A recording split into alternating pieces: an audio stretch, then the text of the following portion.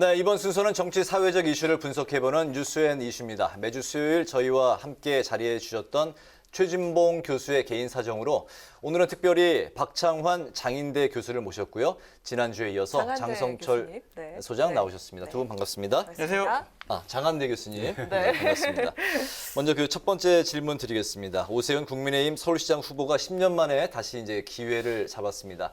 나경원, 안철수 후보를 연달아 제치고 3선 서울시장에 다시 도전하게 됐는데 오세훈 후보의 승리 요인 어떻게 보십니까? 먼저 장성철 소장님 말씀하시죠. 전 두 가지라고 봐요. 하나는 김종인 위원장의 뚝심이 가장 큰 선거의 승리 요인이었다라고 말씀드립니다. 안철수 후보가 작년 12월 중순에 나 서울시장 나갈 거예요 라고 한 이후부터 여론조사에서 상당한 폭으로 앞서 나갔거든요. 그런데도 불구하고 지속적으로 아니야, 국민의힘 후보가 이겨라는 얘기를 계속해서 하셨어요. 네. 그래서 그냥 그 프레임 안으로 우리 안철수 후보를 가둬놨거든요. 그것이 승리의 요인이었다고 생각이 들고, 또 하나는 안철수 후보의 전략적인 미스가 있지 않았나라는 생각이 듭니다. 오세훈 후보가 3월 4일 날 국민의힘 후보로 선출된 이후에 갑자기 여론조사가 상승하기 시작을 했는데 네. 룰 협상을 하면서 시간을 너무 많이 끌었어요. 그래서 그 상승 추세를 단기간에 끝내고 그냥 룰 협상 2, 3일 한 다음에 여론조사를 했었으면 안철수 후보가 이길 수도 있었는데 룰 협상을 대략 한 2주 정도 했습니다. 네. 그 기간 동안 본인의 실수였든 아니면 김종인 위원장의 적극적인 공격이었든 이런 것으로 상처를 많이 입었었고, 오세훈 후보는 상대적으로 여론조사에서 상승을 계속 기록했어요. 이러한 전략적인 미스도 패인의 하나였다라고 말씀드려요. 네, 더불어서 한 가지 더 질문을 드리겠습니다. 안철수 대표 말씀을 하셨으니까 안철수 대표가 이번 이제 어쨌든 서울시장 보궐선거 단일 후보 과정에서 이제 패배를 했는데 안철수 후보가 이번에 그 석 달 남짓한 운동 그 선거 운동 과정에서 남긴 게 있다면 어떤 게 있을까요? 부정적인 것밖에 없는 것 같아요. 역시 TV 토론은 잘 못해. 막 이런 거랑 정치적인 판단력이 좀 부족한 거 아니야? 서울시장 감으로도 좀 부족한 거 아니야? 그렇다면 대선 후보로서도 좀 부족한 거 아니야? 이런 좀 부정적인 이미지만 받았는데 전 앞으로가 더 중요하다고 생각을 해요.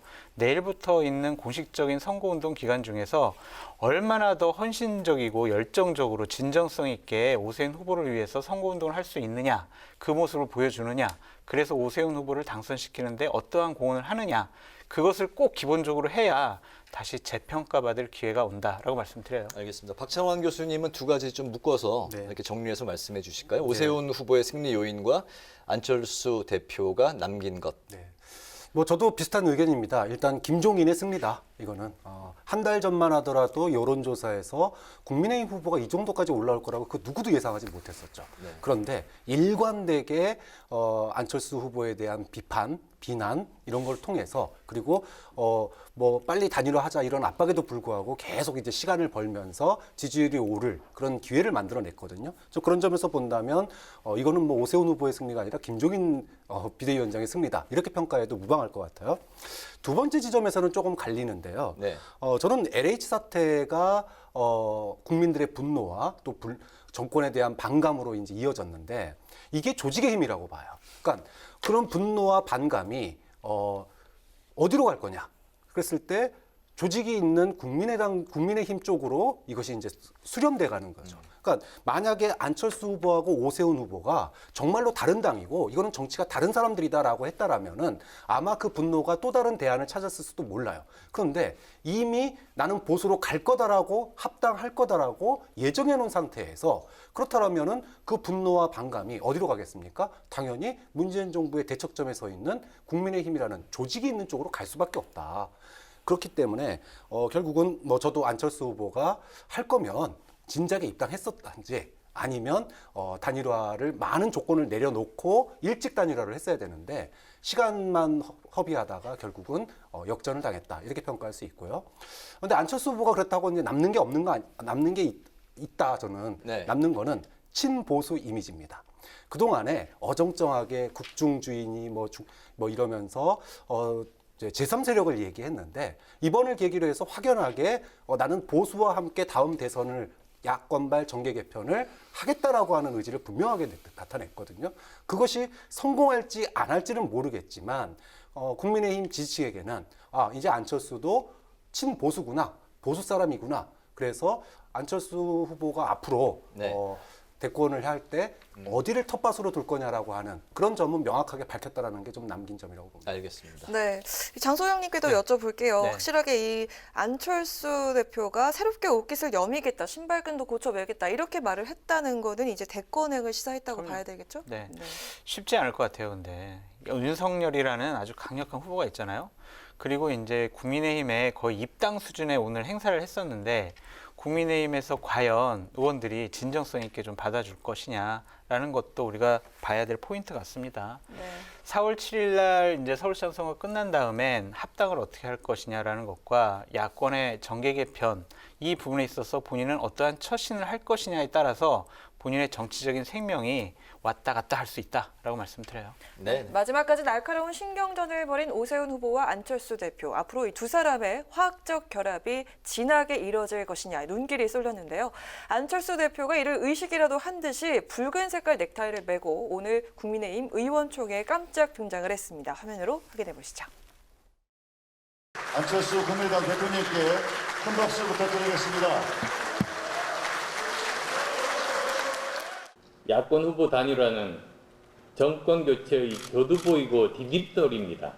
저 안철수는 오세훈 후보를 도와 최선을 다할 것을 의원 여러분들 앞에서 약속드립니다. 정말 벅차오르는 가슴, 감개무량함 때문에 잠시 울컥하는 기분까지 들었습니다.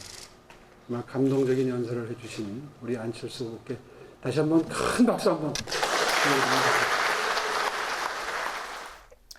네, 그동안 비방전까지 불사했던 이제 두 사람 선거가 이제 끝나고 나서 단일화 과정이 끝나고 나서 이제 화기애애한 모습을 보이고 있는데 질문은 이제 교수님부터 두 가지를 드리겠습니다.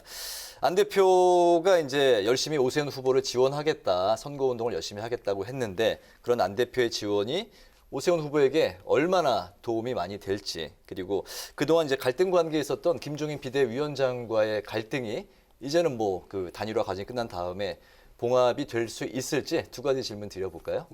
일단 김종인 비대위원장과 갈등 봉합은 저는 있을 수 없다고 봅니다. 사실 끝나고 나서 승복선언까지 했음에도 불구하고 김종인 비대위원장의 발언은 굉장히 차가웠어요. 쉽게 얘기하면 불쏘시개 대줘서 고맙다. 딱 여기까지였습니다. 그 이상 바라지도 않고 기대도 안 한다. 이런 거였어요. 오늘 아까 이제 그 화면에서 국민의힘 의원들이 막 큰 박수를 보내주고 뭔가 이제 굉장한 시너지가 있는 것처럼 이렇게 나오지만 사실 박수는 치지만 국회의원들의 마음속에는 누가 있을까요?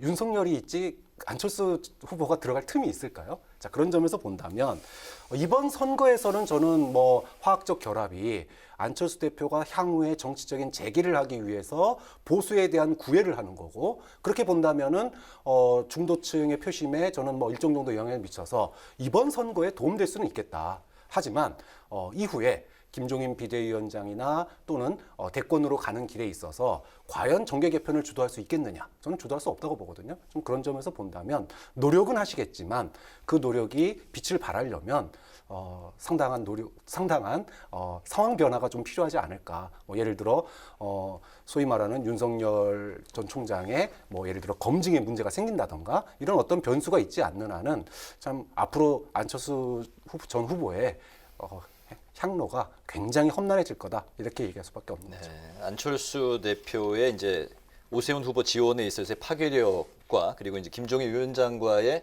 갈등 봉합 둘 다 이제 회의적으로 보셨는데요. 예, 저는 장소영님 반만 회의적으로 보거든요. 김종인 위원장 마음속에는요 안철수 후보 없어요.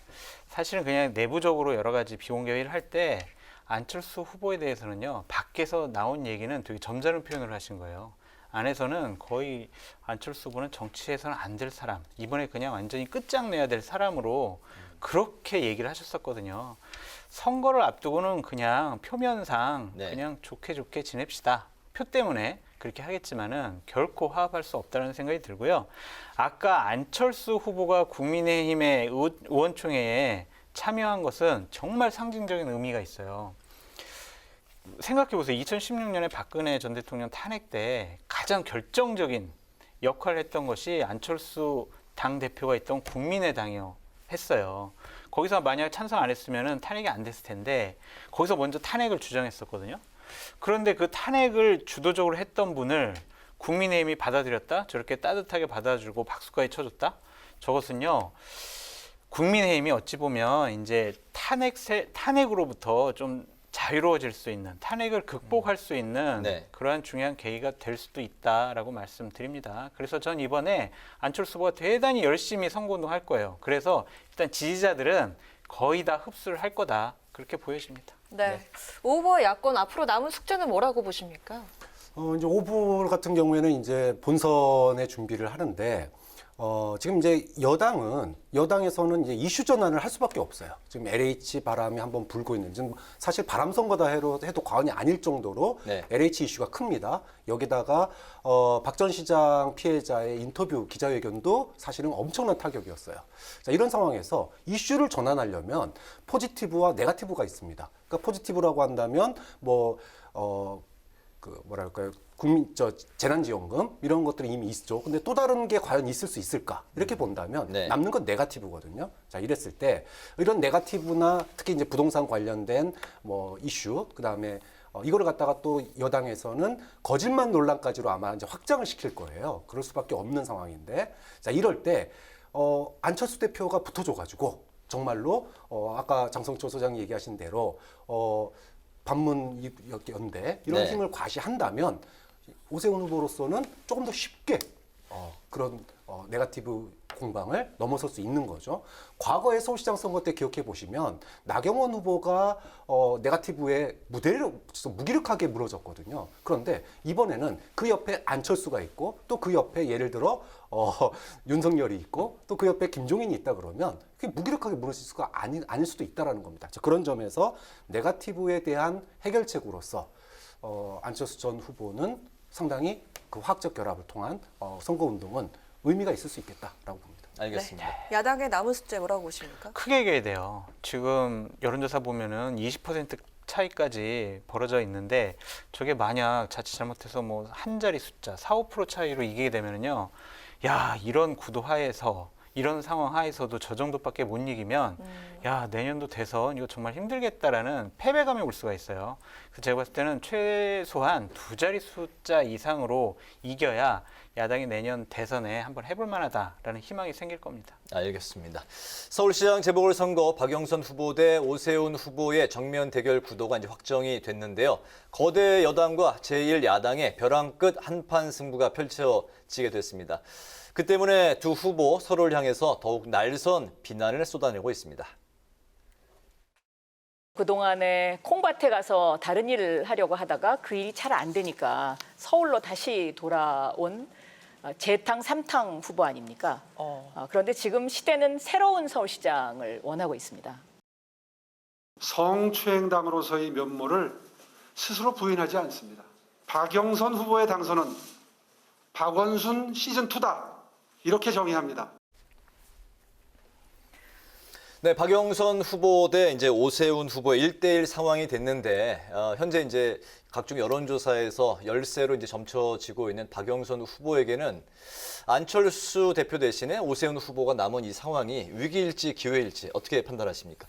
위기죠. 지금 제가 아까도 바람 선거다라고 얘기했는데 이거는 정말 엄청난 변화 없이는 이 판이 잘 바뀔 것 같지 않습니다. 자, 그러면 아까도 얘기했듯이 판을 바꾸려면, 이슈를 전환하려면 포지티브는 사실 또 내려올 게 그렇게 많지가 않아요. 그럼 네거티브인데 단순하게 부동산 문제만 가지고 지금 아이러니컬하게도 야당 후보, 국민의힘 서울시장, 부산시장 후보가 다 부동산 문제가 걸려 있거든요. 네. 근데 부동산 문제로 하자면은 이거는 진흙탕 싸움밖에 안 돼요. 그러면 이 부동산 문제를 갖다가 소위 말해서 거짓말 논란으로까지 확장을 시켜야지만이 소위 말해서 부동층이 투표율이 낮아진단 말이에요. 자, 그렇게 가기 때문에 지금 여당으로서는 이슈 전환도 쉽지 않은 상황이고 또 그다음에 지층 결집도 지금은 상당히 어려운 상황이기 때문에 뭔가 그 변수를 찾기 위한 네거티브 이런 쪽에 조금 더 공을 들이지 않을까 이렇게 예상을 합니다. 알겠습니다. 남아있는 건 유일한 건 네거티브예요. 그걸 아주 심하게 할 것 같아요. 제가 예측해 보면 2일하고 3일이 사전 투표 날이거든요. 네. 그 전까지 정말 모든 걸 다 동원해가지고 정말 진흙탕 싸움의 네거티브가 벌어질 것 같아요. 그러니까 정책 경쟁은 실종됐다. 그래서 참 이번 서울시장 선거 우려스럽다라고 말씀드려요. 네, 또 임종석 전 대통령 비서실장이 연일 SNS에 고 박원순 서울시장을 옹호하는 글을 올리고 있습니다. 이 상황 현재 어떻게 보십니까? 이게 여론에 안 좋다는 거 알면서도 올린 거잖아요. 네. 아주 역풍을 맞을 겁니다. 근데 여당 지지층을 갖다 결집하려면 이 수밖에 없는 거예요. 그 정도로 다급한 겁니다. 여당 지지층 입장에서 보면 박 전 시장 사건은 수치심을 느끼게 해요. 우리가 이런 정당이었어? 내가 지지하는 정당이? 또 LH 사건 같은 경우에는 허망함을 느끼게 합니다. 그렇게 대통령이 앞장서서 부동산 투기하지 말라고 그랬는데 현 정부에서 이런 사건이 터져? 자, 그러면 투표장에 가고 싶겠습니까? 안 가고 싶은 거예요. 자, 그러니까 지지층들한테 박 전 시장이 사건은 저질렀지만 그거 빼놓고는 잘하지 않았냐? 좀 우리 당당하자. 이러면서 지지층을 끌어와서 투표로 최대한 이끌기 위한 포석이 담겨 있는데 그게 과연 성공할까? 네. 뭐 그렇게 좀 미지수인 것 같아요. 네. 제가 봤을 때는 박영선 후보를 떨어뜨리려고 아마 작정을 한 것 같아요. 그러니까 그렇지 않으면은 이런 얘기를 연 이틀에 걸쳐서 할 수가 없거든요. 민심을 잘못 읽는 것과 아니면 다른 의도가 있나 그런 생각이 들고 이거는 다른 문제가 하나가 더 있어요. 임종석 전 비서실장은요. 지금 청와대 외교안보 특별 보좌관이에요. 청와대 사람이란 말이에요. 청와대가 지금 선거에 개입하는 거예요.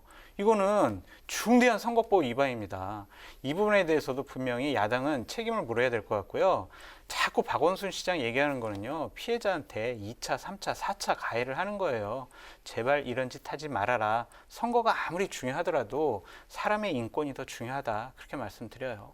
네, 이제 뭐 많은 사람들이 현재 격차는 많이 벌어져 있지만 앞으로 남은 2주간이 본격적인 이제 뭐 진검 승부다라고 이제 이야기하는 분들도 많이 계신데 남은 2주 동안 이 박영선 후보 역전 드라마가 가능할 수 있습니까? 저는 서울에서 자체적으로 역전 드라마가 만들어지는 건 좀 어려울 것 같고요.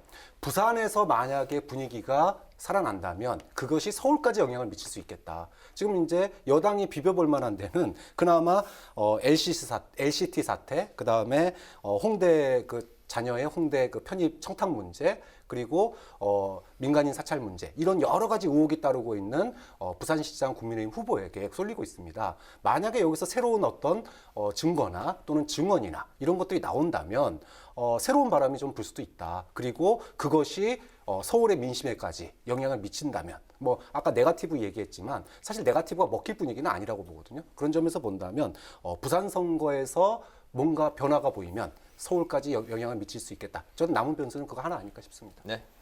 그 말씀에 동의를 하고요. 또 하나 이제 조직에 좀 여러 가지 희망을 거는 것 같아요. 서울 지역의 뭐 의원, 구의원, 시의원 90%를 장악을 하고 있잖아요. 그래서 지지층을 최대한 결집시켜서 투표율을 상당히 높이려고 할 것 같은데 정권 견제론이라는 그러한 명분의 바람이 너무나 세요. 그래서 조직은 바람을 이기지 못한다라고 저는 말씀드리고 싶고 약간 좀 힘겹지 않을까라고 전망해 봅니다. 네, 잘 알겠습니다. 오늘 뉴스앤 이슈는 여야 단일 후보 간 맞대결 상황이 된 서울시장 보궐선거의 판세와 주요 쟁점 사안을 짚어봤습니다. 지금까지 박창환 장한대 교수, 장성철 공감과 논쟁 정책센터 소장과 함께했습니다. 오늘 두 분 말씀 감사합니다. 고맙습니다. 감사합니다.